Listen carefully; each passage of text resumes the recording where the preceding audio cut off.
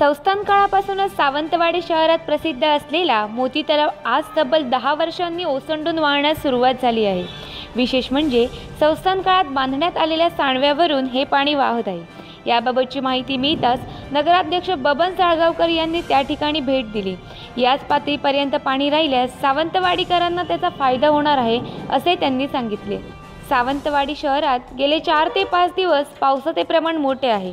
नारळी पौर्णिमेला काहीशी उसंत घेतलेल्या पावसाने पुन्हा एकदा जोरदार बरसण्यास सुरुवात केली आहे। आज सकाळपासून जोरदार हजेरी लावली होती, त्यामुळे येथील मोती तलाव काठोकाठ भरला। तलावात संस्थान काळापासून बांधण्यात आलेल्या सांडव्यावरून पाणी वाहू लागले आहे अशी माहिती मिळताच नगराध्यक्ष साळगावकर यांनी त्या ठिकाणी पाहणी केली। यावेळी नगरसेवक सुरेंद्र बांदेकर, आरोग्य विभागाचे दीपक म्हापसेकर आदी उपस्थित होते। सावंतवाडीचा मोती तलाव आज ओसंडून वाहत आहे। गेले कित्येक वर्ष अशी परिस्थिती 2009च्या नंतर निर्माण झाली आणि आजचं जे नयन मनोहर दृश्य जे सावंतवाडी शहराचं बघितल्यानंतर कुणीही सावंतवाडी शहराच्या प्रेमात पडू शकतो। अत्यंत दिमागदार पद्धतीने पाऊस पडतो। गेले 81 दिवस सतत पाऊस पडतोय।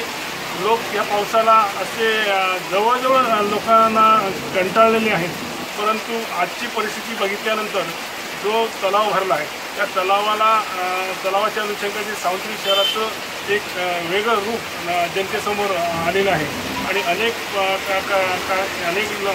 पर्यटकांना आकर्षण करणारा हे तलाव आज खरोखरच दिमागदार पद्धतीने ओसंडून वाहत आहे। आजचा जो बोट क्लब आहे त्या बोट क्लबच्या समोरची जी आजची लेवल पाण्याने गाठली त्या लेवलवरती बोट क्लब आपल्याला नगरपरिषदेला घ्यावं लागेल आणि ही लेवल सांभाळायचं संपूर्ण शहराच्या पाण्याच्या व्यवस्थेमध्ये कुठेही परिणाम होणार नाही आणि खऱ्या अर्थानं बापूसाहेब महाराज त्याच्यानंतर आपले राजेसाहेब यांच्यानंतर जी खंडित झालेली परंपरा काल खेम सावंत भोसले यांनी पूजन केल्यानंतर पहिल्यांदाच हे तलाव ओसंडून वाहत आहे।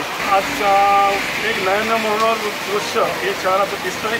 अनेक पर्यटकांना हे युरोपमधलं हे दृश्य बघण्यासाठी सावंतवाडी शहरामध्ये येण्याचं मी आवाहन करतो।